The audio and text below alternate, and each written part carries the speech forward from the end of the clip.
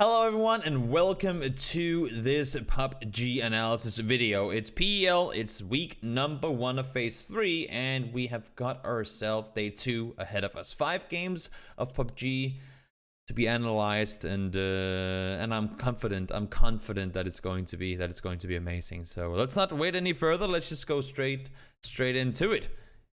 Plane in the sky, it's a northern one. I mean, now we know this is interesting because this is only day 2. This is going to be the 3rd game of Miramar that these guys have played with, well, with this set of teams, if we don't count any scrims and whatnot. And I know for a fact that a team like N47, who used to be a contenders team named Vietnam, they like going Porto, they like going Valor, and they'll kind of just take everything in between. Like they'll just hug the south coast, right?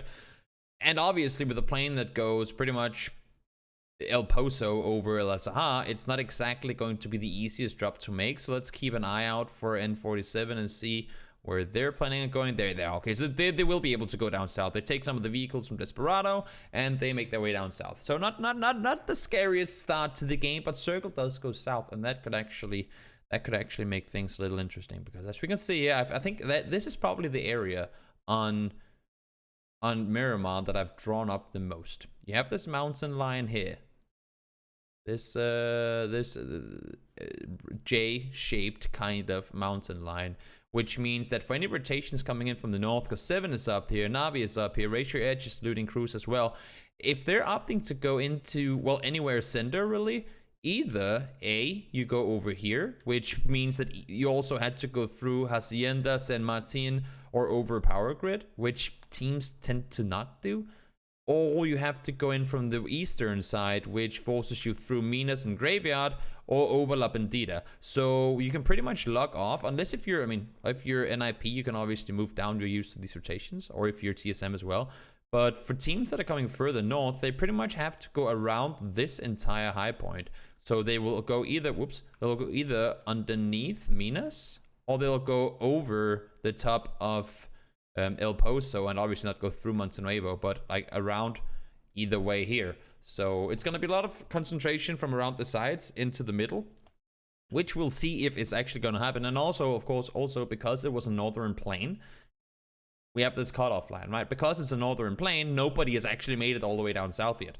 So, so for anyone, for example, N47, if they're smart, and they are in this circle, they'll go down, they'll loot, and I would assume for them to try and push this circle from the south. Face obviously being Monte already, they don't really have to go underneath, but they could.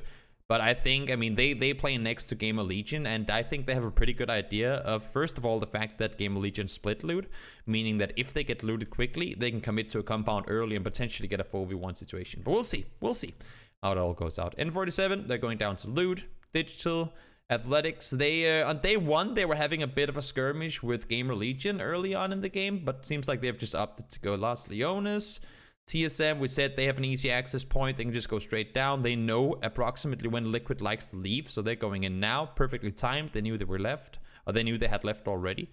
And then we got Crow Crowd, former Windstrike team that do El Pozo. They're saying we're not going to contest, go through Monte, because we don't know if Face is going to stay around. So they'll come south, as I said, and as I expected. N47 will be swooping in from underneath, because they know there's going to be a lot of space down here. And then we got the late movers from north. NIP don't want to go over this. As I said, they'll go around, find some access point to the circle. Same thing for Navi.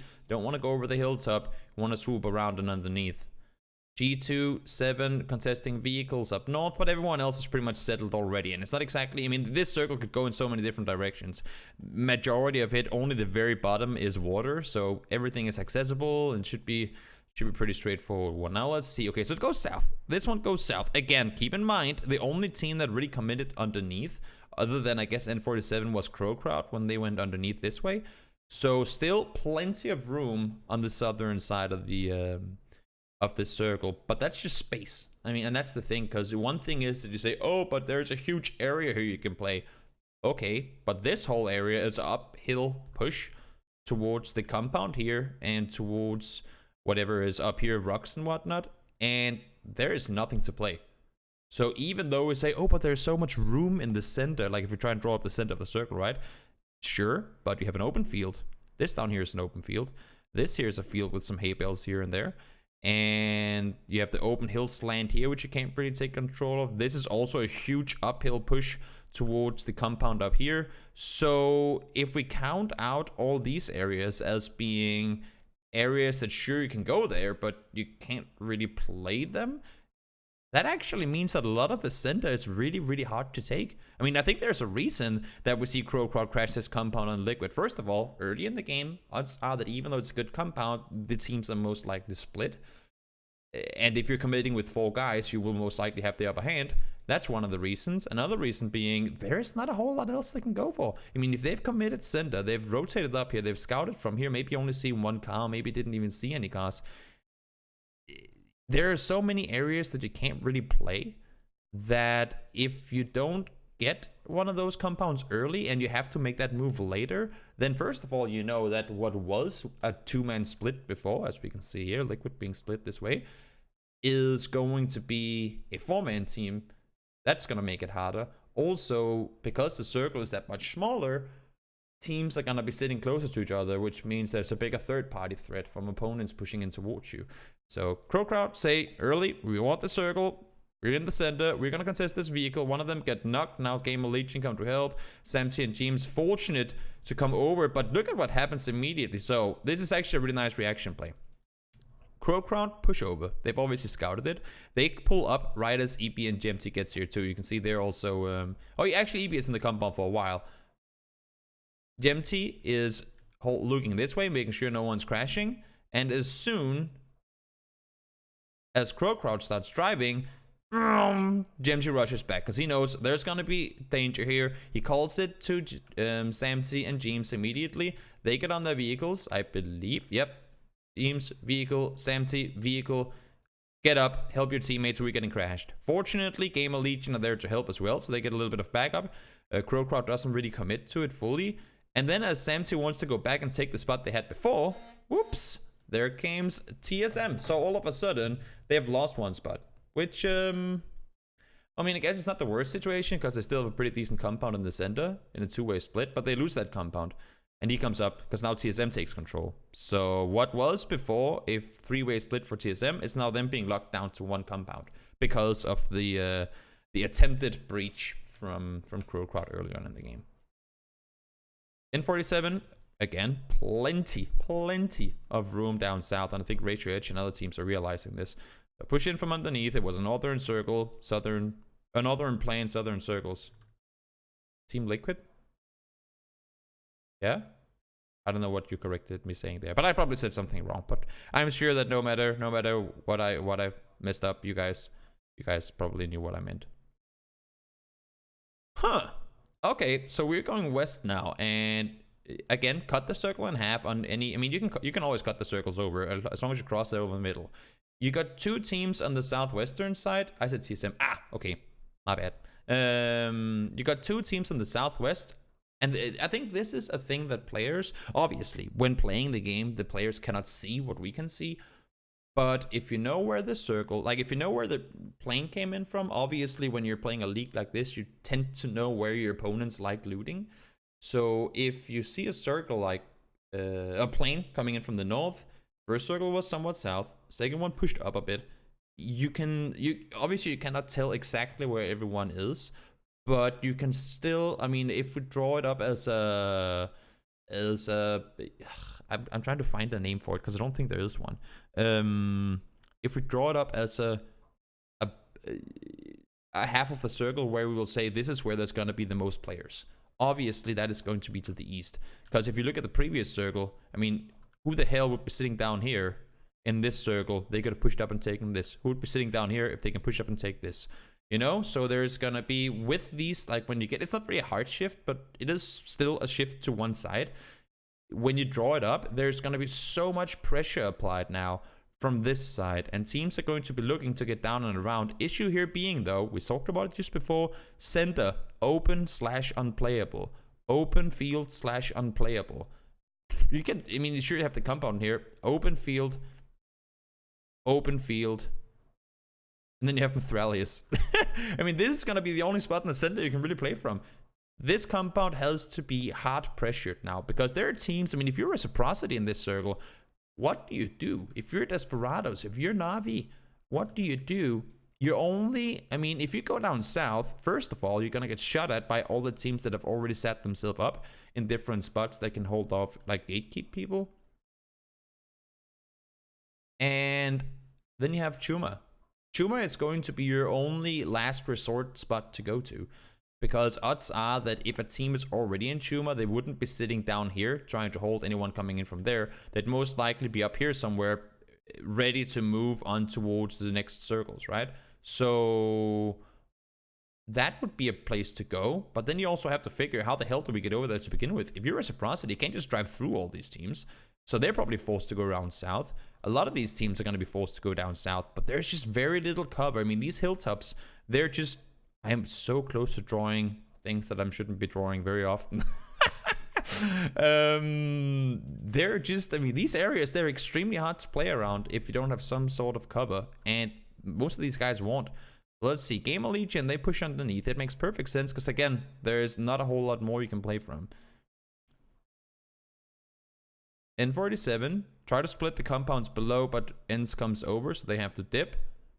Again, pressure on the northern side. Na'Vi, they do manage to get into Chuma. 7, they want to do the exact same thing. Reciprocity is playing on foot on the edge of the circle. That's practically suicidal, but the circle shifts back up north. So now G2, well, they were in a situation before where there's not a lot to play, but at least we can go south. That south is now gone, and we're going back to this area. Unplayable. Unplayable. Hillside, you can kind of play this now, because the reason it's so hard to play here is because of the pressure that is applied from the compounds outside. But because this is getting shifted out, now you don't have that, like now I don't have anything to worry about up here anymore. So all of a sudden this becomes somewhat playable. Why is it unplayable? I could go into the game and show you, but I mean, there's a dip over here, but this dip only works if you're not being pressured from, like, these guys can see you and the compound can see you, so you cannot play here. Same thing here. If it was the other way around, that this was the bottom right of if it was a circle like this, let's just zoom it out. If the circle was like this and you sat down here pushing this way, you could do that because you didn't have any pressure from here. Like this was in the blue, right? This was all blue circle. This is all blue. Then you could be pushing up this way because there would be nobody behind you. But because you still have the hilltop in play, because you still have the compound in play, there's just, I mean, you will never be safe. You will never have any place you can play. You can see Braxco and Yanis, they're going over now, but they're sitting 2 guys. That you can maybe do. Because, I mean, if there's 1 rock there and there's 1 cactus there, you'll be fine with 2 people. Also, players are focusing on a lot of other stuff. But if you try and fit 4 people into a spot, that's why sometimes it sounds really dumb, but if you don't have a place to go, sometimes it's easier to just be a solo than being a 4-man team, because it's a lot easier to hide 1 person than try and hide 4. Yeah, Björn, but can you though, with Hilltop still in play and the compound and church too? I mean, church probably, I don't know if your church can actually see it. You would know, you're literally there. Björn is right there, by the way, for those of you guys who don't know.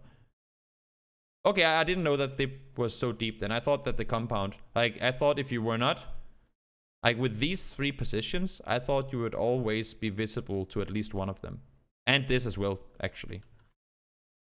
Like, if you have this in play still, the hilltop, I thought you would always be visible to at least one of these. So, like, if you're playing a position where you're hiding from this compound, then these guys or these guys can see you. And if you're hiding from them, then these guys can see you, kind of situation. Church can't see into the dip. Okay, that's what I was thinking. I didn't know if it was far enough up the hill that Church could see over from the tower. Okay, that makes sense then. But still, okay, so even though it's a spot you can play from, it's gonna be hard to get to, especially at this point with Chris being isolated and on foot. So it's smart for G2, and I think that's why you see them push immediately. They go up to the hilltop here. Like, they were one of those teams that tried to come in from the south and find somewhere to play from down there. But as soon as the circle pops, you can see they're just sending it. They know if we don't get a spot, which in this case is the dip, early, there is nothing you can do. And also, if you commit to this dip, I think I'm correct in saying that you're playing very... I mean, what people in PUBG like to do, at least for the most part, and for the most part in the Western scene, you like to be in a spot where you can make decisions. You like to be in a spot where you can sit, for example, in a compound and say, we will do this, we will take the fight to them, we will do this or that. But if you're in Braxco's and Yanni's spot, it's more of a, we can only do this if these guys do that, or we are depending on this team to do this in order for us to do that, or do we have enough smokes to stay alive, or did our vehicle get popped? I mean, they're very much depending on what other teams do in order for them to make a decision, both because there are only 2 players alive, but also because of the place, like their location right now. So they don't really have the freedom to do, like, to dictate their own game. They're, in order for them to do certain things, they're depending on other teams to do other things first. And I think that's why, for the most part, a lot of teams, they don't... This is going to come off wrong because it is not completely correct, but a lot of teams like playing the edge in the sense that, first of all, you only have 180 to focus on, because if it's late enough in the game and there's the blue on your back, then you don't really have to worry about it. But also, there's always a plan. You always have to go, like, to a new circle or whatever. So there's always something you can do, whereas if you're just sitting in the middle, like Digital are right now, you're, of course, trying to hold off anyone trying to push down towards you, but you don't really... I mean, you don't really know what's going to happen in that sense. I hope that kind of made sense, but I also know it's a little risky thing to talk. So Vasco, whoops, he tries to go to the dip where Giannis and Braxco is. That's a free kill. Face. Okay, so this is what we were waiting for, right? I'm actually kind of surprised that nobody from Digital shoot over towards them. But then again, I don't think there's actually windows on this side of the building. I don't think there are any windows on this side of the buildings. So they don't have eyes on Face pushing. Obviously, they can hear them, but they're shooting at a billion other teams at the same time. So Face, obviously, Face being a smart team, knows where to push. Oh, wow. That is bad timing. Mikas, I think it is, or one of the Ends players, get a knock onto Mithralius. And all of a sudden, they're in a 3v4. That is extremely bad timing. They get flushed. Face gets one side of the compound. Face has got 4 alive still. No, Face is dead, I think. Ends, they crash this. Okay, so Ends crash as a reaction to Face crashing. They get a knock. Face goes down. Now they know. Okay, so there's 2 teams down there. Odds are that right now they're both the teams are low on health because they've been shooting at each other. If they aren't reloading already, then they probably have been for a while. And if we time this right, because there's still 4 guys up, right? Ends has been pretty good. Other than the little skirmish they had with N47, they've been pretty good at playing it safe. So they should have vests and helmets and utility and all that stuff still available. So they say, we know there's 1 guy dead on Face. We know there's 1 guy dead on Digital Athletics. And of course, they get to see this knock as well in their kill feed. So they know that at most, it's a 3v2 the amount of people they send. So they send 3. Mika stays behind. I think this is one of those situations where if they hear the vehicles come in, obviously, but now he's resing, so he won't. But whenever he comes out to the window, he will just be standing still and shooting at the vehicle. That's where Mikas can be the one to shoot at him while he's shooting at the vehicle and help cover his teammates like that. But Mikas gets forced back from Braxco. That's an important info as well, because look at who's coming. Chris is sneaky peekily making his way up from behind. So Braxco spots that there's still a player from Ends up above. And this means that Mikas has to fall back and heal. Not only that, but also now they don't have this guy protecting them. So he's on his own. Squeaky dies. That is, and all of Ends gets, not all, but because Mikas is still alive. But they get eliminated, not because of it, but could be part of the reason why. So a lot of really unfortunate timings for a lot of different teams. TSM and Liquid, they've been fighting up here for what seems like forever. Knights, they've just been chilling on the northern side. They can now start pushing up the hill. Obviously, that's, I would assume at least, what Gamer Legion will be putting their focus on right now with the circle shifting where it did. If they know, especially if they know that a team was in this compound. Because it would make no sense for a team over here at this point to push Church. They could maybe go and play the fields or hills down here, but it would be very strange to me if a team pushed over to Church from from here. They'll be holding out knights, obviously focusing on the entire ridge line down here. And this fight only gets more chaotic now. Raise your edges in the compound too. So there's 5 teams that has crashed this compound. It goes to show how little there is to play from on the south side of the road. Knights were all allowed to push up. I don't know if that's a mistake on Game of Legion's part. I think Game of Legion wanted to third party this engagement, maybe. They're all pushing on foot. Hamster comes out. They see them. Okay, so they come with vehicles. Okay, so it's just timing. Great push by Knights though. Great timing on the push by Knights. And Game of Legion already lost 1 player. I think Fix is. Yeah, Fix is already down. Game of Legion get lucky that Desperados is forced to push this way. I think it's hard to see. The downhill? Yeah, I mean, you have to go out on the edge and peek over. But you can see downhill from... I mean, you can just go into the... there's like a fence line here, as far as I remember, that you can watch down. You have to full body peek. Yeah, exactly. You have to peek over the... Like, actually peek over the edge in order to see it. But Desperados is out there as well, so they're helping them a little bit. At least for now. Making sure that Knights cannot just sit and... like focus uphill, but they have to worry about this as well. That's getting shifted out. Yanis again trying to just full speed send it forward. Now the push comes from the east side, and again they're gonna be, I guess, blessed with, I mean, Game of Legion is gonna be lucky to have teams around that will also fight each other. That buys them a little bit of time. NIP far out on the edge there at the dip. Yanis is just prone in the middle. He's not gonna move a muscle. GMT tries to cross. Great knock coming in. EB goes down too. That's going to be them out. And at this point for Game of Legion, I mean, once they can isolate, like once they can know for a fact there's no one above or with them, the issue here being that they don't have any control of the houses. I don't know if they know if Knights pushed out or if some of them might still be there. Maybe Bjorn can tell us that. Raise Your Edge pushes from below. And they now have the circle. Look at this. So Raise Your Edge is the 5th team that pushed in. And just like I said, Game of Legion wants to make sure they have this guaranteed. Now Raise Your Edge has this guaranteed. That is a very, very, very big chunk of the circle. And not only that, but they're also still 3 guys up. And this and they get the next circle too. Okay, not saying that that's a free win by any means. That's not a free win at all. But they have a pretty big chunk now of the circle, and they have to, of course, make sure to hold off these guys. Kolda goes over to the side to help hold out the Knights player. Hamster helping out Golden Mensa a little bit there.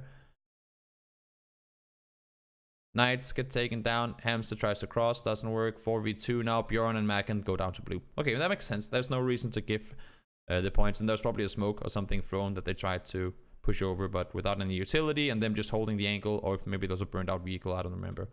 Then there's no reason to give 3 points. Makes sense. Makes sense. That's a good first game. A lot of action from the very start. Very interesting first game. Oops, now I accidentally left this. So that was game 1 of day 2. We'll change this one. Game 2 of day 2. That's gonna be game number 7, the second Miramar game of the day. Easy circle. Yeah, it's always tricky late game to know what's up. This plane though, a little more forgiving, unless if you want to really go Alcantara. But everyone, I think, within this lobby should be able to go pretty much where they want, unless if you're, I guess Crow Crowd didn't want to go. I'm looking for them. Where the hell is Crow Crowd? Oh, they're way up north. Okay, so they're way up north. They're looting practically outside of the map at this point. Didn't want to gold poso. Circle is center. This time around, center is a little easier to play than in the previous circle. You have the 2 craters that you can play. You have all the compounds around. You have all the, like, everything on the east field. You can play Minas. I would assume that Reciprocity sends maybe 2 down here and keeps 2 up here. Liquid can push out easily. Of course, everyone coming from the west will have to figure out how they want to push down here. Do we go around? Do we go all the way over the top of up towards water treatment? But I mean, in this first circle, there's plenty of room. All of Lus is in on the south side, so teams don't really have to stress it. The only issue is that, I mean, again, and I guess this, you had 6 circles in a row. Yeah, that is true, Björn, that is true. For the most part on Miramar, if you don't have a compound, you're in the open, especially when it's on the flatlands. So there are a lot of areas within the fields down here that you can play from. But But there's also, I mean, you don't want to get stuck in a field early game, because odds are that you'll lose your vehicles, and if you lose your vehicles, circle 1 or circle 2, then you're pretty much screwed. So digital, they hold off 7 falls back. Ends, Desperado go for compounds. They loot right next to each other, so they realize who's where. Minas gets, I mean, I guess this is technically Minas too, but center Minas gets left. You have Reciprocity on top in a 3-1 split. They'll keep Shiv up on the hilltop for maximum info gathering.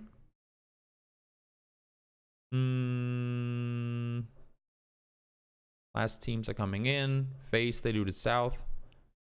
They jumped out late because they didn't want to have to rotate all the way to Monte. Makes sense. So they're going to be coming in late. In 47, they're sitting on the southern side.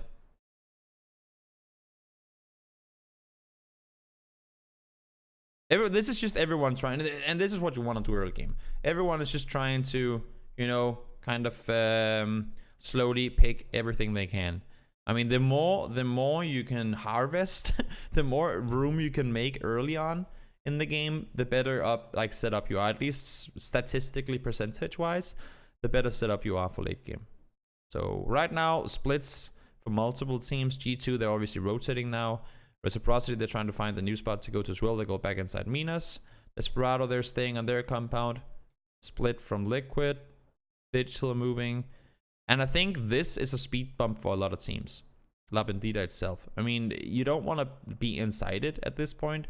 You can play some of the edges, but if you're up on if you peek over the top, odds are that there's going to be, because it's still so early in the game, and it's not exactly center La Bandida, but it's center enough that you can never be too sure if there's a team on the other side looking, like, for example, if you're sitting here and looking over this way, then there could be a team over here shooting you in the back. Same thing going pretty much like all the way around, right?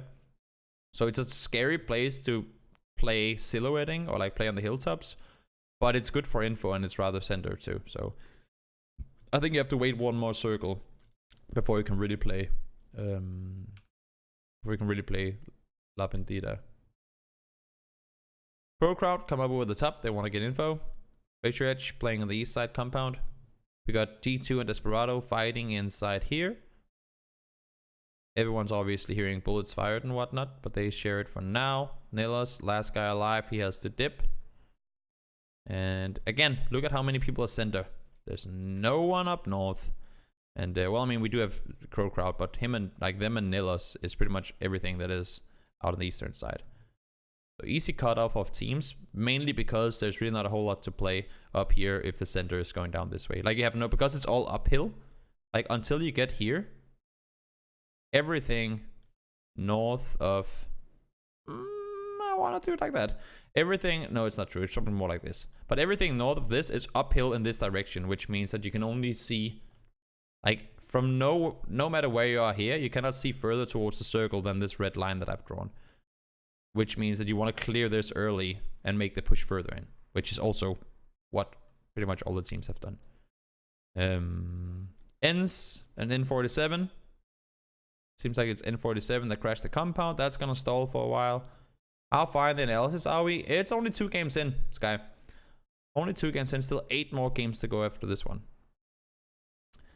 Phase, they're rotating in blue. Circle send us up on, well, I guess in between La Bandida and Minas. And again, this is an interesting area because you have like a Deathman Valley in the middle. We'll draw a little skull here.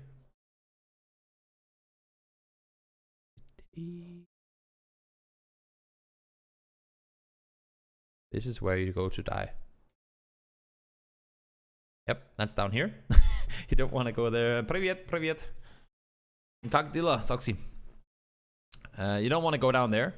That's death, at least at this point in the game. N47 still fighting. Everyone's just maintaining positions right now. You can see nobody's really moving. Everyone is just sitting. It's that circle 4, circle 5 time where all you can really do is sit tight. I mean, if you have a compound that's not like way out on the side like this, or Knight's compound, all you can really do is do like this and hope that you get the circle thrown towards you. Ratio Edge have been disappointment. Well, maybe we can find out why. Maybe we can find out what exactly has been the reason that it hasn't worked for them. Oh, not Razor Edge, Reciprocity, you said. They're sitting center right now. We'll keep an eye on them, see what happens with Reciprocity. They're sitting decent in the circle. Still inside. Now, obviously, they... I mean, no, they have this part, and the monkey can, to a certain... Nah, he can't really look over there because this one is blocking him, but he can at least hold down here to make sure they're not crossing this way. And if Scoom looks here, he will be able to help them if they push this way too. So he should be in a decent hold for anything to come through, like through this way. He should be a decent info gatherer on that. And I don't think at this point they're anticipating a breach from the east. Razor Edge. I guess it would make sense for them to go up here, because I don't really see where else they could go in this circle, unless if they decide to crash Crow Crowd. Can't really drive underneath. Can't really play the Shacks. I guess you can't play that with Crow Crowd still in. Yeah, exactly. That too. I mean, some teams just it takes a little longer for certain teams to adapt to a lobby. It's interesting with Reciprocity though, because I've always felt like Reciprocity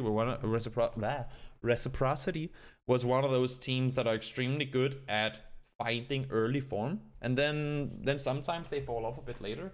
But they're normally one of those teams that are extremely good at early on in a tournament or something, get a lot of points, because other teams have not really found their form yet. So if they're not doing so well right now, that's of course unfortunate. Michael, he's a solo. He's gone inside La Bandita.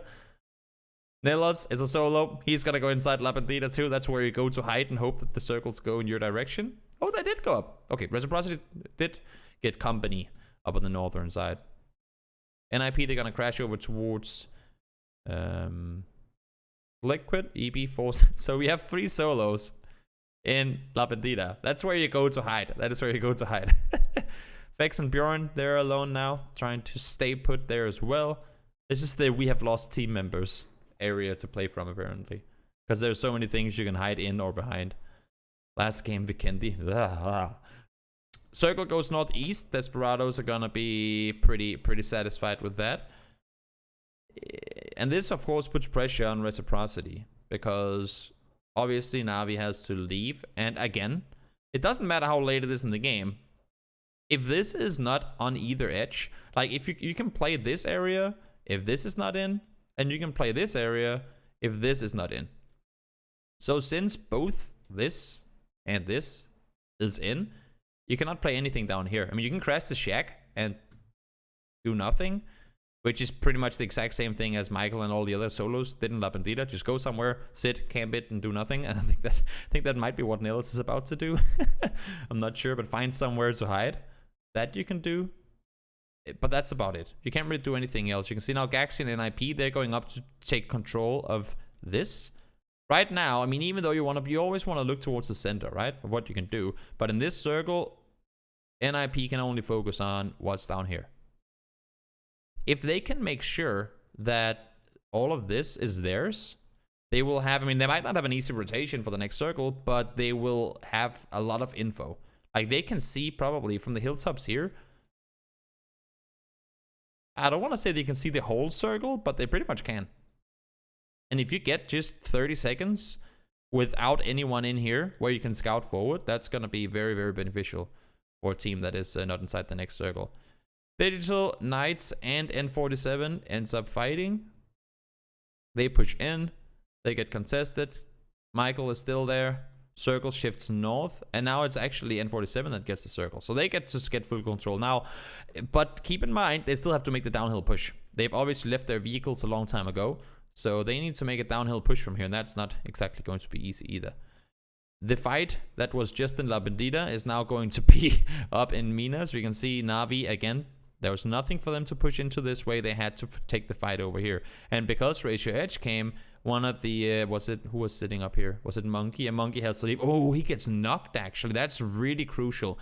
We talked about how he could assist if anyone swarmed around. But now that he goes down, and obviously Reciprocity can't really commit one over to getting him up, that allows for Na'Vi to push over and take full control. So they can now play the walls here. They can play the walls down here. and apply pressure to Reciprocity, who might also get breached by Raise Your Edge. That is a very, very scary knock, that one.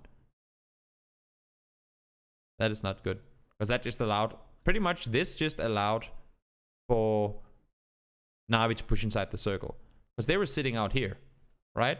They could have all crashed here and stayed alive, but because Monkey goes down so early, that just, I mean, they have to push on it. They have to go. So that happens. Again, Crow Crowd, they're just chilling, hoping the circle goes towards them. And this all happens while the fights happen down south as well. So now they start getting knocked, Raise Your Edge. Of course, they want a third party. There's nothing else they can really fight for. Nogi and Misa goes up to the burned out vehicle and the shack up here. I think there's like a destroyed truck or something like that up on the top. And once again, things stall. Everyone's just, I mean, once you get a spot in a circle like this, where you know the guy next to me can't push, then you just wait. Then you look around the edges, like they're doing right now. Everyone's holding off in 47. Page goes down, he dies. Ivel tries to push in. I would assume that he dies as well. Yeah, he goes down. So now they know, good, everyone's inside the circle. New circle, oh my lord, that's a terrible circle. I think Desperados, they probably have 1 kill at this point. 1 or 2 kills at this point, I would assume. You can see, let's see, how many kills does Desperado have? Oh, they have 3. Okay, so Simsi got 2 kills. But everyone else, I mean, it's just been a quiet game. Raise Your Edge haven't got a single kill yet, despite trying to third party just before. Reciprocity only have 1 kill. They were just hiding, I mean, or chilling. Na'Vi have been able to pick off some. They got kills on Reciprocity, obviously, and got kills elsewhere as well. They have 6 kills. But other than that, it's just really quiet because all the action has been on the southern side of the circle, and these guys all have played from the north. Nils still alive somehow. As I say that, he dies. And then you have the Wreck and Rye fight. Had to happen at some point up here. Only 1 team can get out. Reciprocity goes down. So does Raise Your Edge, I would assume. Linksy, no, stays alive. All of Crow Crowd comes over the top. Now it's a 4v4. 2 teams alive. The 2 teams with the compounds fight it off. It's a Norway versus Finland battle. Ooh, Simsi. Did he over-aggress? I feel like Simsi... I mean, it was a 2-man peak, so it was a good trade by Noki, but I think Simsi either should have had help up here, or maybe... I don't know. It's tricky to call. It's a tricky situation. But I feel like maybe he should not have died there. Circle is obviously going to go center. Everyone pushes down. Tummel gets 1. Tummel gets 2. Nogi by himself. Are they going for the rest too? They are. Nogi gets 1. Oh! Oh, I saw that one. I saw that where he hip fired Calvin, just insta knocked him. I don't think Calvin had time to heal either, but Tummel clutches it and Desperado wins the game. Interesting game. Interesting game. That was game number 2 of the day. Now we'll throw it over to Sanhok. Sanhok. Gotta love Sanhok. How do you guys like Sanhok? Let me know. Let me know in the chat. What do you think of Sanhok, guys? Is it the place to be? Or is it one of those no thank you type of places?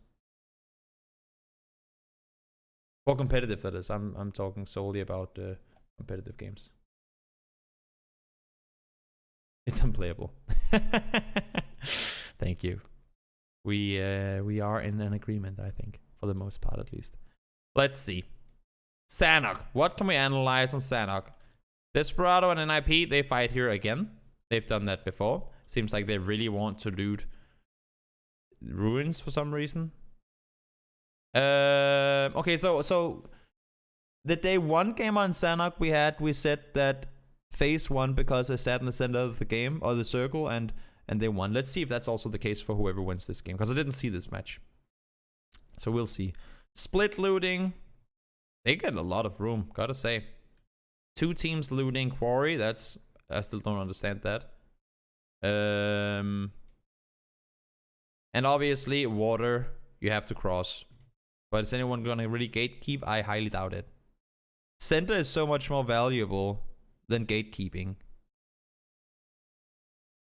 As I say that though, Seems like Reciprocity is setting themselves up to try and control there, and maybe Painan, I'm not sure. They're chilling around on the edge too, TSM, but nobody's coming, so that's going to be boring. Everyone's fighting in the center. We're just going to go over this really quickly, because it's... there's not a lot to analyze on Sanhok. Fighting in the blue. Why not? And then everyone's just chilling and waiting for the next circle to pop. I like this three-way split, actually. From 3-1 split from DA. They're applying the most pressure on what's coming from the outside, and they have one guy in the middle, and nobody's gonna, like, other teams that are in the middle already ain't gonna go contest compounds now. So it's a good, I think it's a smart way that they decide to split it up. At least for now, we'll see how it unfolds in the next circle. But everyone is in a compound, and they're not doing anything if you're in the center of the circle. You can see like this, everyone is in the same compounds from 9:02 until 11. So for 2.5 minutes, we have all these teams that are obviously, they're not just sitting and doing nothing, but that are staying within the same compound. So usually you'll see a bit more movement. Now the circle sent us up on where everyone just was. So D8, they go for the center compound. It's just compound.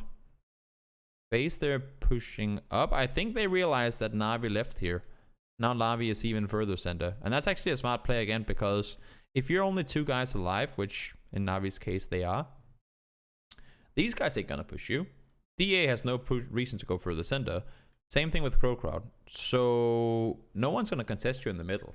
Like, if you're surrounded by compounds and everyone's looking like, these guys are holding here, these guys are holding here, these guys are holding here, and I don't know if they're actually holding here, but you can see Scoom down here, he's obviously doing this way or this way. Nobody would be looking to shoot towards center, as long as, of course, Poker and C9 don't go fully aggressive on things.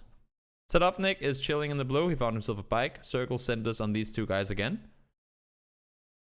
Oh. That's, of course, what you don't want to have happen. Have teams come to you. And now they are indeed pushing in. Poker gets down. C9 goes down as well. G2 might be able to go in and take center now. They're still in the circle. DA has been here since circle 1. Center chaos. Everyone's fighting on the edge. If you're in the center, you're chilling. If you're on the edge, you're fighting like crazy. Like any other Sanhok game.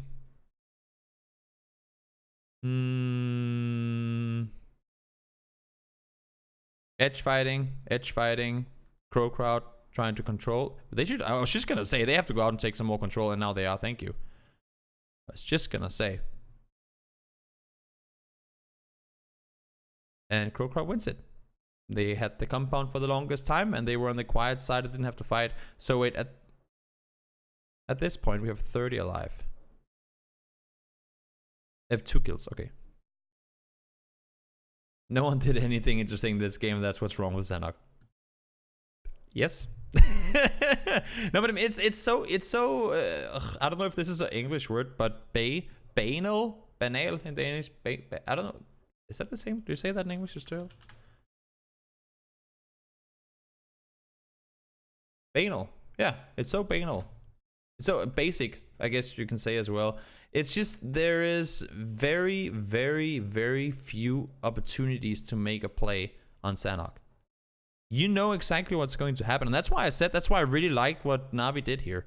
Even though they have the compound, we're only 2 guys alive. This is a center compound. It's going to be crashed. We're going to leave. We're going to play center. They were unlucky that... I don't know if they didn't... I mean, they must have heard, obviously, the bikes from G2, but they were probably just droning somewhere and got shot in the back by G2. But this is the way you want to play it. If you can surround yourself with compounds, all these compounds are going to focus on, just like they did, oh no, we're going to get breached. Oh no, we're going to get breached. Oh no, we're going to get breached. If you can just chill in the middle and let all your sort of doormen or security guards take all the heavy lifting for you, and you can just chill, that's how you play Sanhok. Either that, or you just commit to the edge and only go for kills all the time. Oh yeah, I mean, yeah, I'm very certain. I'm very certain that's gonna be the case. Compound.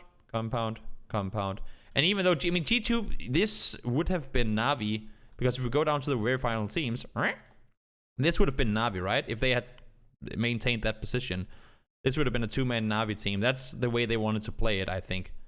But G2, they go to hold off, and that's what happens. I mean, there's just so many teams on top of each other. You cannot. Everyone's played Sanhok. We all know it. I don't mind Sanhok for public games. It's just the way that the map is structured is not built for making plays. It's built for... It's like a city with trees instead of walls. Does that make sense?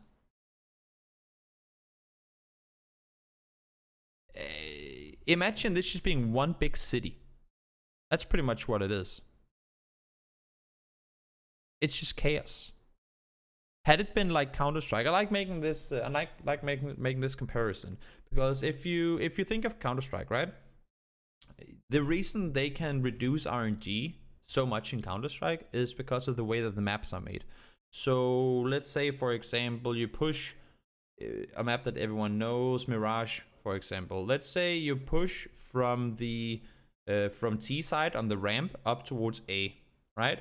If you're the first guy, if you're the entry fragger, of course you have thrown your smokes and your nades and all that stuff, but it's so easy to limit your focus points, both with utility, but also whenever you come in, as soon as your shoulder is visible, you peek up towards the staircase. When you've peeked there, you take one step further, boom, you peek down towards sandwich or whatever the box thing.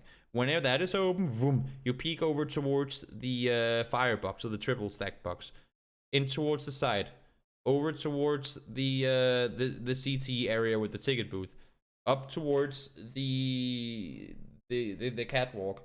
I mean, you can kind of go over those, right? You can both isolate them, but you can also, you know what to focus on. Whereas opposed to in Sanhok, let me just peek up my shoulder. Oh, now I'm visible to 18 trees, 14 rocks, 19 bushes, and 3 compounds. Fuck, I'm dead. I mean, there's no way for you. Just like with cities, think of how many, and that's what I wanted to have on Miramar for a while, a cleanup. Just a cleanup, removing... Oh, the proning guy, yeah, him too. A cleanup of Miramar. And I like it to the extent that it's more realistic, because there is a lot of shit in cities. Whenever you just go out, look out a window, see how many things there are, trash cans, all this stuff. But at any given point on Miramar, if you're in a city, take one step. You should try it. Go into a city, just press D or A or whatever the hell once. Look around. How many new things did I just get exposed to? Was this big oil can there before? Am I now visible to that tree? Can that compound now see me? Are these 6 windows over here now right behind me? Every single time you make a move in a city in PUBG, you're just rolling dice. You're just rolling dice, because there's no way in hell you can clear all those angles. And that's Sanhok. But on Erangel and Miramar, you're fortunate that you're limiting it to the cities to a certain extent. I mean, you can also be visible out in the open, but there it's easier to know who's where. In a city, they can be everywhere. On Sanhok, teams can be, and teams most likely are, everywhere. Had the map been 3 times bigger, maybe it would have been the issue. Like, you could have the same density, but allow teams to have more control, then it would be easier to, well, have control.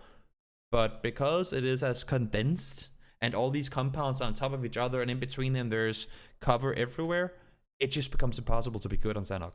You can win games on Sanhok. You can win games with 15 kills on Sanhok. But can you do it twice? Maybe. But that's because the second game you were as lucky as you were the first game. It's not because you were good at playing Sanhok. It's because you were equally lucky to the first time you did it. And that is one of the things that I think is wrong. Not wrong, but that I don't like. But with that said, though, I like Sanhok. Well, I mean, I like the fact that Sanhok was added for the reason that we got to keep in mind, this is season 1. We are in, because you cannot test things without testing them. We cannot say, we had the scrims on Sanhok, right? Prior, like they wanted to playtest Sanhok. You can never get the pro player's mindset into saying, oh, now I have to play Sanhok. I'm going to give it all the feedback that I can. without throwing them into a situation where it matters. Same thing with point systems. You cannot say, oh, but we have taken these games that were played under a completely different point system, and then we have tried to put our point system on top of those games and compared the results with the previous point system. No, you cannot do that, because back then, those guys played that match with that point system in mind. And therefore, you cannot test the point system without using the point system. Same thing as you cannot test Sanhok without using Sanhok. And I'm just glad that we're testing it now in Season 1, where it doesn't matter so much. I know it does, but according to a 5-year plan, I would much rather have Sanhok in year 1 and then very quickly found out, wow, this doesn't work. And then either you remove it again or you change Sanhok settings, the map itself, whatever, in a way that it now works. Instead of having 3 years and the scene get built up, everything gets better and better, teams get better and better, point system becomes really good, and then all of a sudden, you just throw in Sanhok, and then you mess it up. The scene is bigger and everything is good. I would much rather that we do it now. So thank you for bringing in Sanhok, and now we can move on to the next game. I'm sorry if I went on a bit of a... It wasn't really a rant, it was just me talking a lot. But then again, I mean, that's technically what I do for a living, so... I hope that made sense to you guys. I hope it made sense. And I hope that...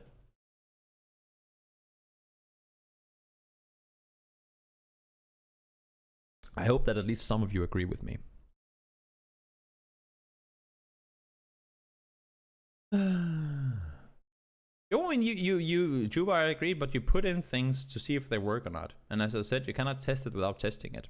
So now we are testing it, and unless if PUBG Corp is really determined on doing things that is against... I mean, we have to wait for the feedback, of course. There's going to be a debrief by the end of the phase, and I would assume, I'm not taking for granted, but I would assume and hope that feedback is, guys, this is not optimal. It's not working. And then that they will do something about it. Hello, Essa. Can I? Yes, I could. Welcome, Essa. I hope you're doing good. We are over on Erangel now. Things are back to normal. We know our surroundings. We know everything going on. And do we have any changes? I like to do this with the viewers. Are we seeing any changes right now? Is something happening that is not the usual? Let me know, guys. Tell me, off of what you see right here, has any team landed somewhere new? Has anything done? I like the interaction with you guys. So it's not just me saying, then they do this, then they do that. But it's like school, you know. Now it's the exam. This is the drop exam. Do we have any changes? Go.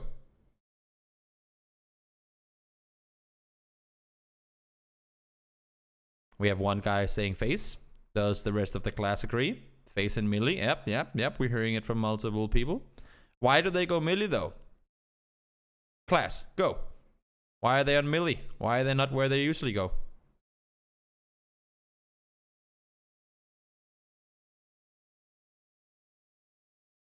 Is Desperado usually Severny? I've seen them up there before.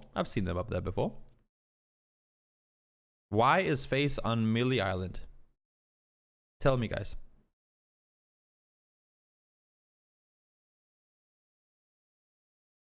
We got Essa. Essa has all the knowledge. I know, right? Time to get to where they normally goes. That's one of the points. So, Face going Millie is one of two things. Obviously, we know that they normally go Mill to Power, but look at it this way. This is the plane path. We're going shooting range over. Is it? Yeah. So it's this part. So god damn it. Oh, okay. That is as straight a line as I'm gonna be able to draw. If you're going Mill to Power with this plane path, it's not the hardest thing in the world. You can fly there. I mean, they get vehicles, but there's a team. There's a team. There's a team. There's a team. There's a team.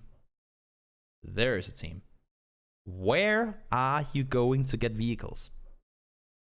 If you want to go from point A to point B. How are you going to get vehicles without getting contested? It's pretty simple. You're not. You're not going to get vehicles in this situation without getting contested. So they have two opportunities now. Either you go from C, take vehicles, or boat, whatever, and go here because they know no one else is going to loot it. Or you just loot this.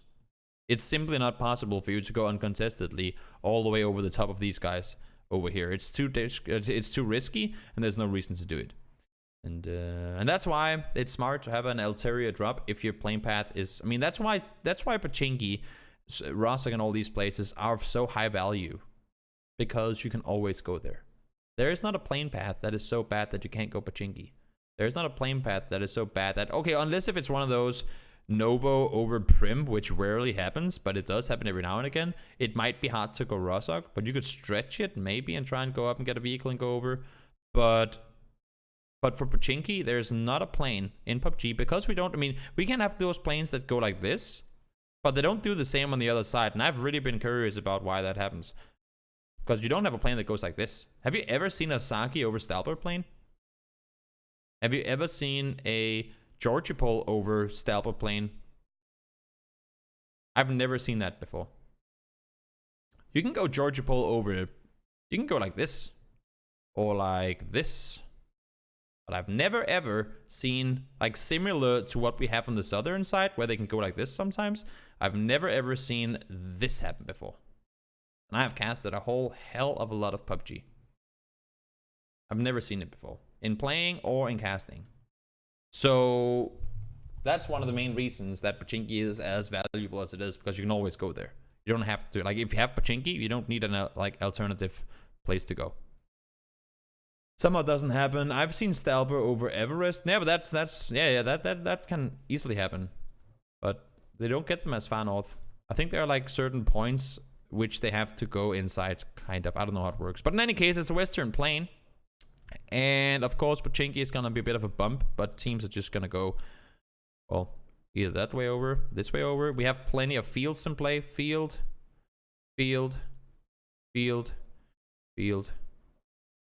That's about it for fields, but still a lot of terrain that is not easy to play around, and obviously teams are gonna react accordingly. We'll see teams making their move up. Everest is being controlled by Desperados. Compounds taken. This is actually kind of funny because Crowcrowd, they used to be Windstrike, used to have so much more control. In these type of circles, they would be allowed to sit on multiple compounds, but now they 4-man commit to this one. That is that's a little surprising to me. Hey Lassie, I miss you too. I don't know who we are, but if people miss me, I miss them too. Maybe, I don't know.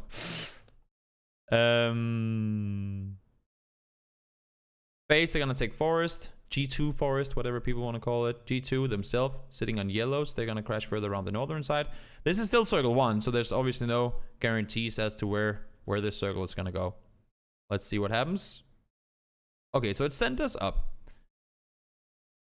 Right now we have a 2-way split on Gamer Legion.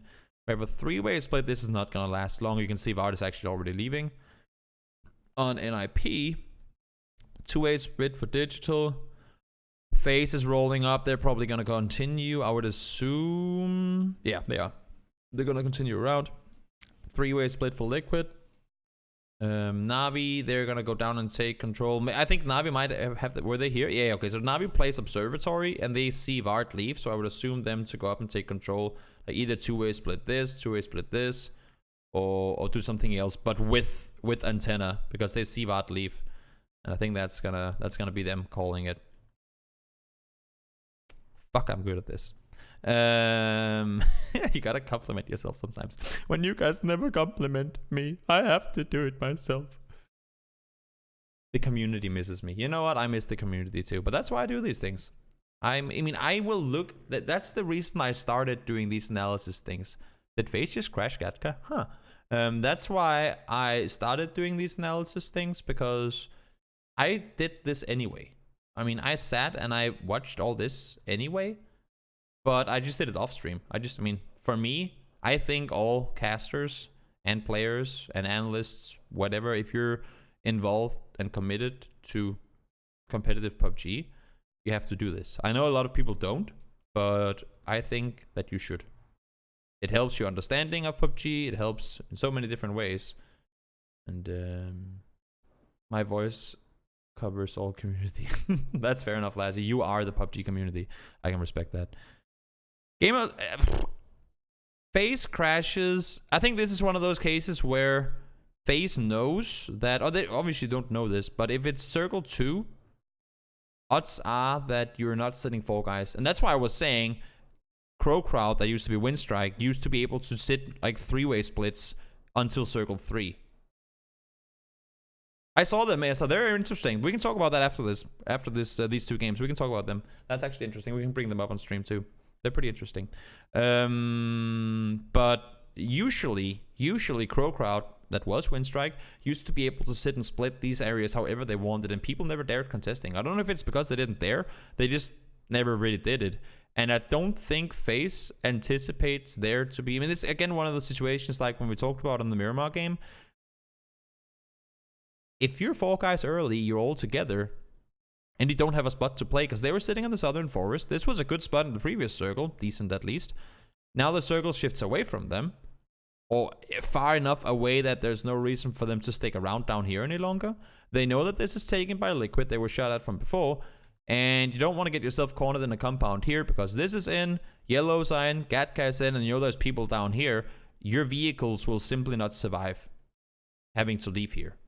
So I think FaZe realized we're going to crash Gatka. There's going to be opponents there, but odds are that they're not going to be 4.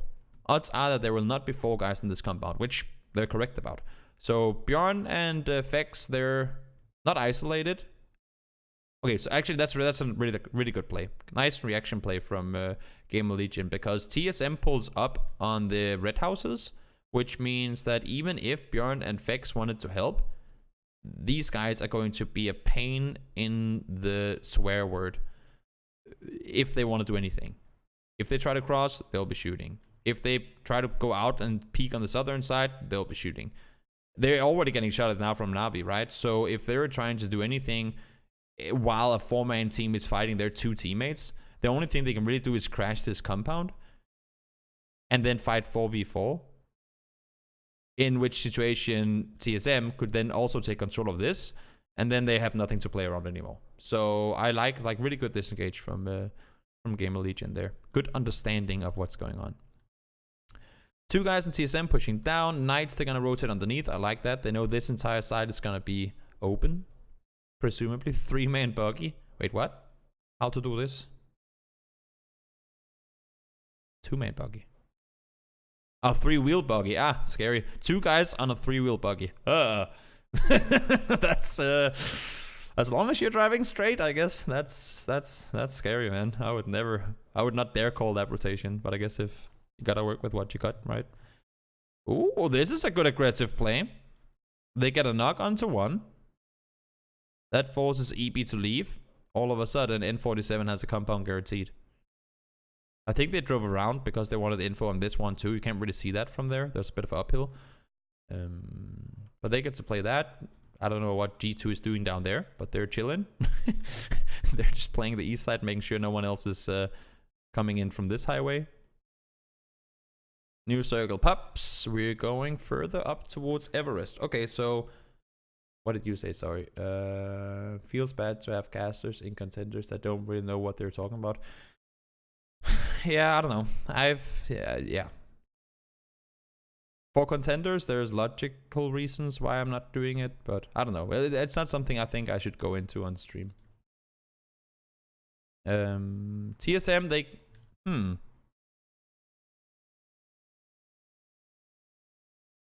Let's take a look at this TSM rotation.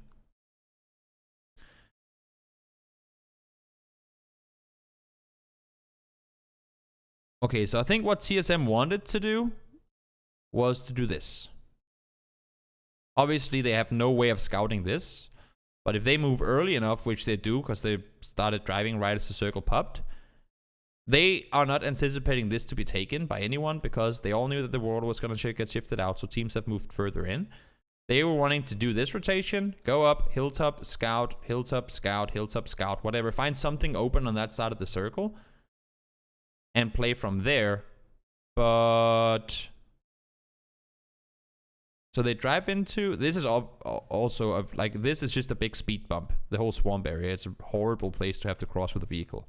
But they rotate right into Knights. Knights, they were the ones doing this rotation, which I actually really liked. They were sitting up here. There's no way of scouting what's open. They just say, you know what, fuck it. And they want to go around. So Knights and TSM, I think, have the exact same plan. But they end up rotating straight into each other because they time it extremely unfortunately. So the whole idea of rotating early and getting the info early for TSM has now been completely screwed over because of Knights rotating into them. So all the time, like, had they not been fighting Knights and had they not been forced to stop here, at this point, when they're still here, they could probably have been all the way up here. So their timing on the move was really good, but it was just extremely unfortunate timing that that Knights were there too. So they wanted to go around. They lose that chance. Now they have to go down here.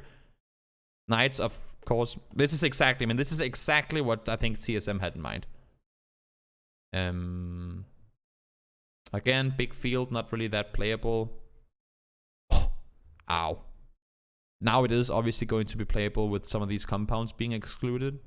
But this is a yikes circle. Okay, so we have 4 teams, I guess. Yeah.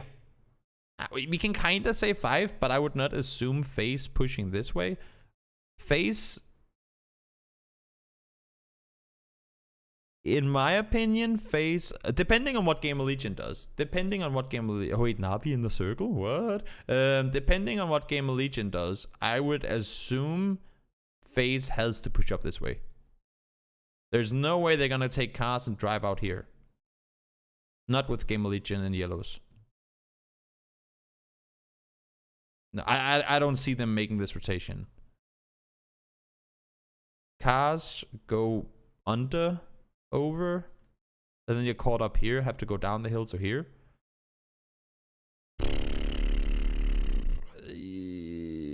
I don't know. I wouldn't assume so. I would still think that either they crash or they push up this way. N47 is doing exactly what we just said. Oh, they're crashing into Gatka. Interesting. They couldn't get further.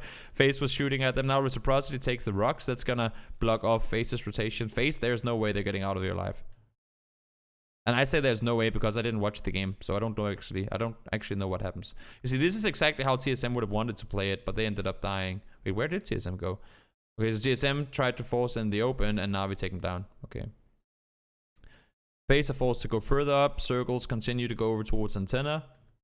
Knights have a light years worth of room. And again, they can play this because they know that their back is safe. They can play this circle because they were the ones playing their threat position. Everything is happening on the east side while Navi and Knights have all the room in the world. Now Ents are coming over to say hello. They're getting slaughtered immediately. Expectedly so. FaZe go down. Crow Crowd on the edge. Game Allegiant playing from the southern side. There's just a buffer. I mean, this is a buffer both for Game Allegiant and for Navi. Where, I mean, it's mainly for Navi because I don't know if Game Allegiant has had a chance to scout down. Because when TSM was over there fighting... I don't know. Yeah, okay, so Bjorn has been down here already. So they know as well. They know as well. So this is a huge buffer zone for both Game Allegiant and for Navi in saying there's not going to be anyone coming from here. And if you know for a fact that this whole part of the circle is clear, it's very limited where your opponents can be. I mean, for Game Allegiant, for example, all they have to worry about right now is this. And then they can push up. Because this compound is going to be out. They will have to leave. And as long as they can avoid having to fight Navi, who are currently fighting somebody else, then they're golden. Let's see how it all unfolds. NIP still 4 guys up. As I said, they have to leave at some point. I don't think Knights... I mean, I think Knights played this one too passively. They They end up getting picked off one by one. Great positioning by Bestalok, by the way. But they end up getting picked off. Game of Legion try to cross up. They wanted to time it with the Navi or the NIP push, so they wanted to get an angle on towards them. Hamster gets knocked. They get him back up. How many kills did Braxo just get? 1, 2, 3. Braxo, you sneaky son of a bitch. God damn it, I hate snakes. So Braxco is a sneaky peeky man. Miracle is there. Game of Legion, they get to take control. Nice push up by Bjorn. Again, the more circle control you can take, the better off you are. Right now, they're only sitting on half the circle. Last one can go anywhere. Let's see what happens now as soon as it closes in. Boom. The fact that this is just like a 15-meter move, if not even less than that. But the fact that he goes up here means that they now have control of this much more of the circle. So if you just play the percentage, if you just play it statistically, right? There is so, like, adding this much more to your piece of the pie gives you such a big percentage, like such a big chance to get in that final circle. So he's now up here, kind of the spearhead for his team. It sent us up, but look at all of a sudden how much control they have. This is, again, we talked about before, what we know is free and what could potentially have threats in it. This is cleared. This is cleared by Game of Legion. This guy is miles out. There's no way they can anticipate that other than knowing if they've kept track of it, there should still be one NIP guy up.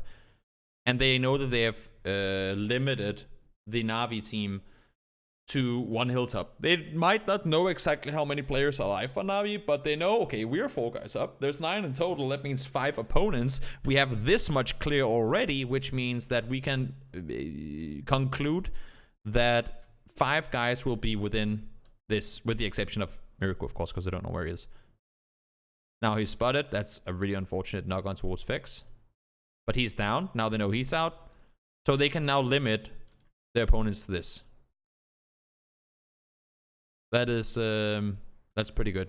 Ooh. Macken goes down. Bjorn is there to help. Hamster down too. Can you do it, Bjorn? 1v3? No. Navi ends up winning. That's a good push around the southern side by Best of Luck. I think he times it so well because Miracle gets the knock. I think Hamster was the one. I don't know if it's Hamster or Fix or both.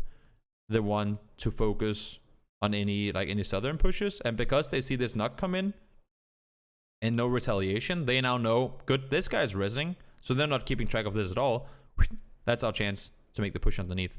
And then make the run immediately. Great play by Navi. Great understanding of the situation and really, really hard to go up against. 17 kill for them. I mean, that's just a good game. Sure, they get circles, but again, we talked about this the other day as well. You can get all the circles you want. You have to be able to outplay your last opponents in order to win it. And it's a straight 4v4. Sure, Miracle becomes a little bit of a pain in the butt for Game of Legion, but it's a really good, like really nice understanding of the situation by Navi there. So that was game number 5. And now we go to game number 6. No, 5. That was game number 4. Now we go to game number 5. Sorry. Again, if you guys have any questions on all of this, please do throw them in here. Hey Toby, can you give reason why ENS is so bad? I don't think they're so bad. I don't agree with you. I think ENS is in a situation where the playstyle that they like to utilize is not easily countered, but they're playing maybe too predictable to a certain extent. So other teams, they say, oh, we're expecting ENS to do this. And then ENS tends to do that. Where there are other teams where you can never, I mean, you never know if, FaZe for example, you never know if they're gonna go aggressive and fight. I don't know why I marked DS9, it was just a random mark. You never know if FaZe is gonna go aggressive and engage in something, or they're gonna play passive. But there are some teams that are easier to predict, I guess. And I think that is maybe one of their weak points these days. Where in the beginning, in Phase 1, one of the reasons that they played so well was because they were very unique in their playstyle, and now more teams have kind of not taken over, but started playing their style as well. So they're not really unique in that sense anymore. 7, they're gonna go Novo. Okay, so we have Desperado and...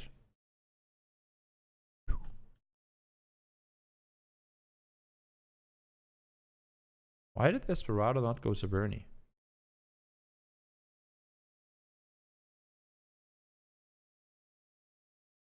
Essa, are you still here?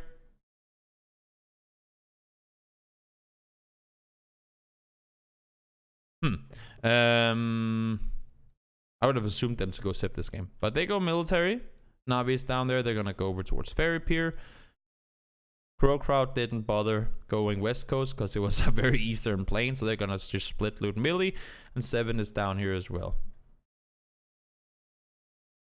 Essa, why did Desperados not go Severny with this plane? It's a Stalpa plane. They went military. I'm confused.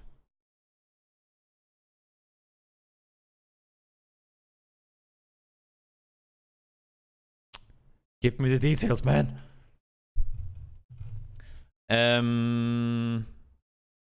Circle is centered somewhat around school apps. We still have the water. River in play. That can play a...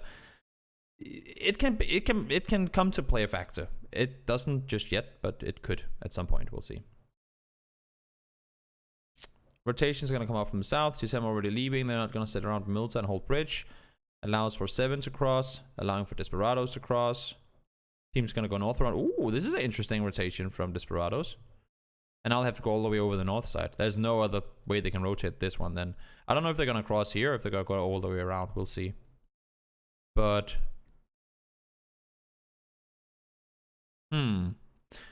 Okay, so... Potato is open for the most part.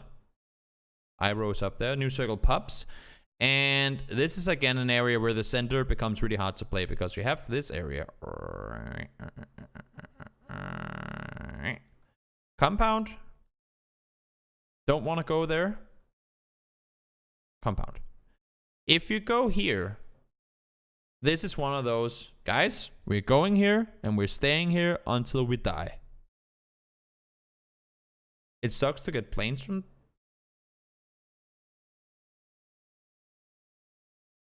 Aren't there like 3 or 4 different hard spawns up here? Maybe I'm remembering wrong. I don't know. Okay, I believe you. I believe you. I believe you. I was just confused. It took me by surprise, so I needed to know. In any case, yeah, there are hard spawns if they're not contesting. Yeah, exactly. That's what I was thinking. Huh. Doesn't matter. Doesn't matter. It's in the past. I was just confused because there's no one else contesting. Doesn't matter. We're moving on. In any case, this is open, and if you don't have one of the green spots, there's nothing you can really play, especially not this early on in the game. And that alone, look at where the center of the circle is. I mean, that pretty much is the center of the circle, this area. And there's nothing you can play if you don't commit to the compounds, which Digital has already done. They've taken this. You don't, I mean... this is a buying a lottery ticket when you go here, because you're 100% sure that if you take this compound, your vehicle's gonna get popped. And there's no way in hell, unless if it's one of the last 2 circles, there's no way in hell you're ever escaping here on foot. Like, it simply just doesn't happen. It's kind of the same with apartments, but not really, because you can go apps, and if you have 4 guys alive, you can try to take control of apps, but you're gonna be split so thin with so many. Like, there's just too much to focus on for you to be able to hold this as a solo. It's very easy to breach into, like crash into. And if, let's say, there's one guy sitting here, even if they're just 2-2 splitting, if there's 2 guys here and 2 guys here trying to hold something, and a team's come crashing in from the south and they take this building, you're fucked. I mean, not necessarily completely fucked, but somewhat fucked. Same if you do it the other way around. If you do a 3-1-1 split and a team comes in and take this compound, then it limits your chances at helping each other so much. So if you go apps, I personally think that, I mean, unless if it's this early where nobody wants to go there, then I don't know. It's flipping a coin like that. I didn't have a coin, but that's how I flip coins. And hopefully you get more circles coming your way. That's all you can really hope for. Desperado, they were coming from military. They went over ruins, wanted to see if they can get themselves a good entry point. Now they go over the top. Simsi is going up to scout. They're going up to scout. I like it. Make sure there's no one holding the gas station. Make sure there's no one sitting. Maybe you can even look all the way over here, depending on your scope. He tells them that gas station is safe. They cross over. Gas station is safe. Calvin says on the backside, make sure he can now look into the forest. This is just picture perfect rotation. I mean, get what you can and don't overextend. Simsi pushed up, secured the spot. We can even go more in depth with it. I think what happens here is because he parks his vehicle up here. I think Tomil and Ultra can look over here. So they jump off. They tell Simsi, this is clear. He drives down. He tells them, this is clear. Now they go over there. Calvin tells them, this is clear. Now they can go down there. It's perfect. It's perfect. Simsi goes back, picks up Calvin. They continue their rotation. Now, of course, it gets chaotic because now there's a billion teams. And all of a sudden, a lot of teams want to play apps. This is still this is still not taken. Open field on the west side is scary to play. You don't want to get contesting. You don't really want to contest in, what do you call it? In potato too early. Because you, again, whoops, you want to have your vehicles, you want to play it smart in that regard, so it's difficult. Let's see. Teams are pushing in. Pro crowd drives through Pachinki. That's interesting. Not something you see done too often. Some teams like doing it these days, but not something you see too often. And there's a pretty even split in teams. I mean, obviously there's more teams on the north side, but this circle split in half is very, very, very contrasted in the sense that everything you can play on the northern side, you can see it here. Other than these two Knights players, everyone is playing from a compound. Compound. Building. Hilltop, okay, there's one guy out of it. Compound. Everyone up there is playing compounds. On the south, on the other hand, nobody's playing compounds. It's all in the open. I mean, Crow Crowd, they're leaving, so obviously right now they're in a compound. But everyone is running around in the open. Very contrastful split of how you can play those different areas. Because if you're not in a compound and you're up here, you're dead. I mean, there's pretty much nothing you can play from in the open, right now at least. Because these hillside areas that are out here, you can't really play when some of those other spots are available as well. So we'll see. Let's see what's happening. New circle. Oh, that's such a bad shift. Okay, so circle goes potato with the field as well. I mean, Crow Crowd are gonna love this. CSM ain't gonna be complaining at all either. But Game of Legion circle. Is it though? I mean, you better get your ass over here fast if you want to keep it a Game of Legion circle.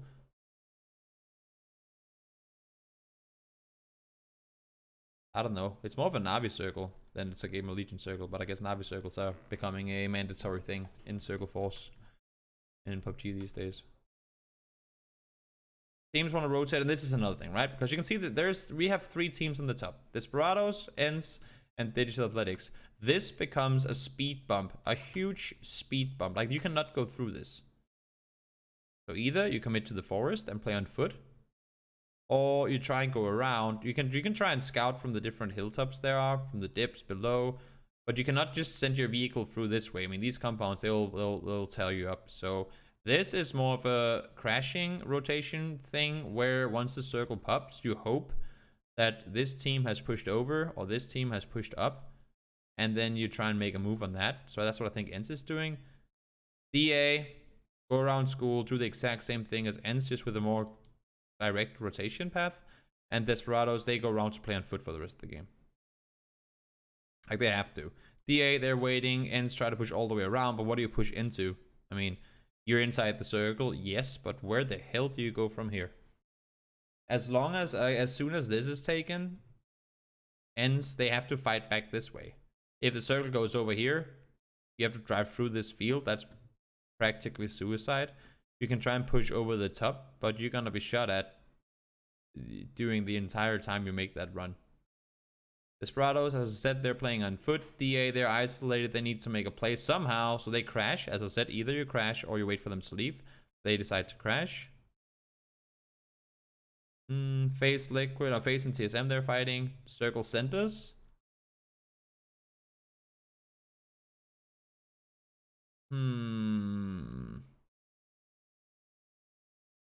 Open and unplayable. I mean, you do have the ridge line down here that you can play, but yeah. And uphill fight in the open.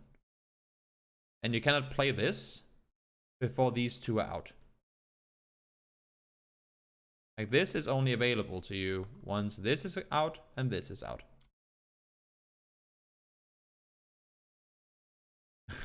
Digital Athletics. Yeah, I mean, they committed to the crash, so it kind of makes sense. And now, honestly, I would much rather, for their purpose, I would much rather have this circle where they have a chance to make a move than a circle that was up here, because then now they're playing on the outside, right? Everyone would be coming down this way and they'd get third-partied from this side. So if they were trying to make a move around the building in any way to fight in Navi, they'd get contested from here as well. But because the circle forces 7 to go south, I don't think 7 is going to go over here and contain, because they don't know what's above them. Like, they've been sitting on a downhill path looking this way, so it would make no sense for them to push over here, because they would have no control of what's up here, if that makes sense. So I actually think this is the best shift that DA could get. That is not, of course, I mean, had it been right on the compound, that's different. But it's much better to get this shift than this shift, I think, for DA.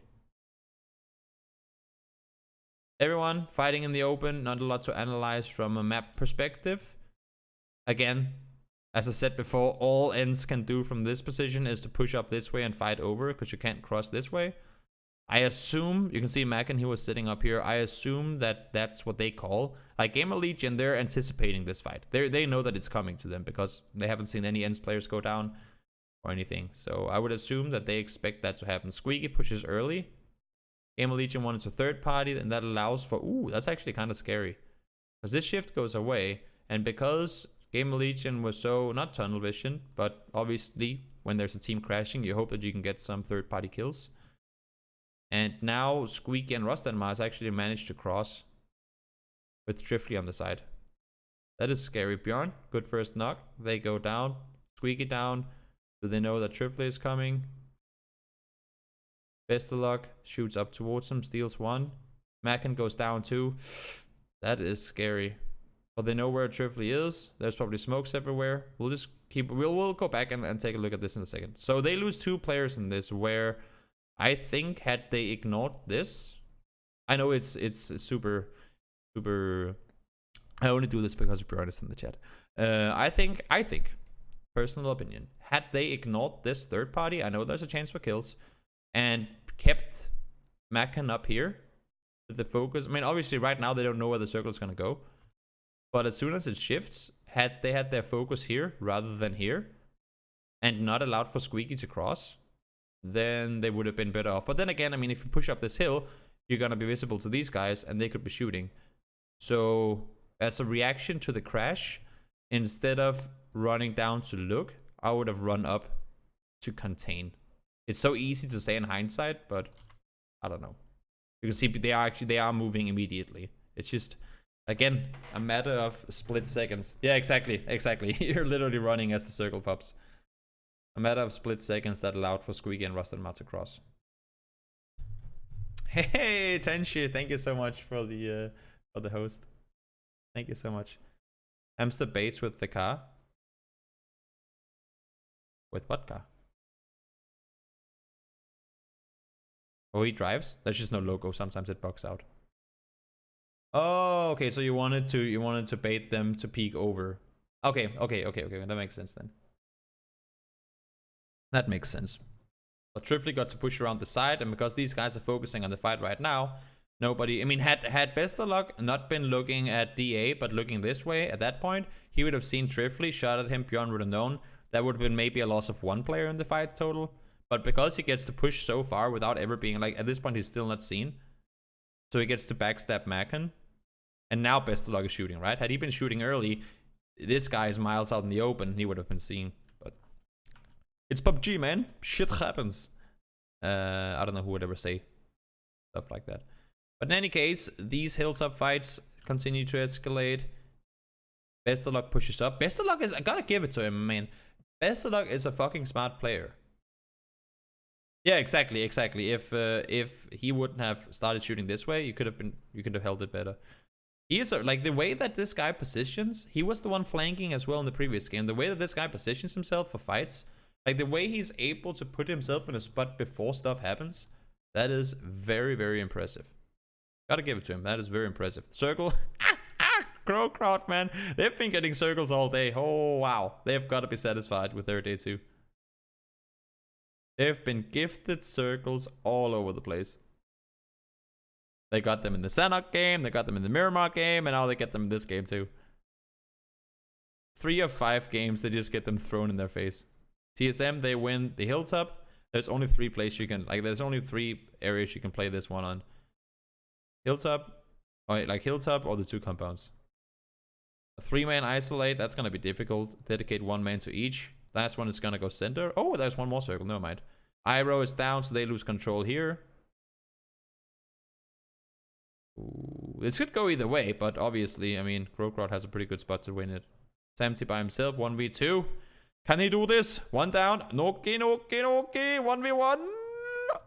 Oh, he rest him. Oh, that's so lucky. Oh, and they win because of it. Clutch rest by Noki. So they win the game. So they have a 1st place and a 2nd place on the day. You had more points than them? Huh, that's impressive. That is impressive. So, guys, that was day 2. It was an interesting day 2. That's gonna make it for this video. Thank you so much for tuning in, and see you next time.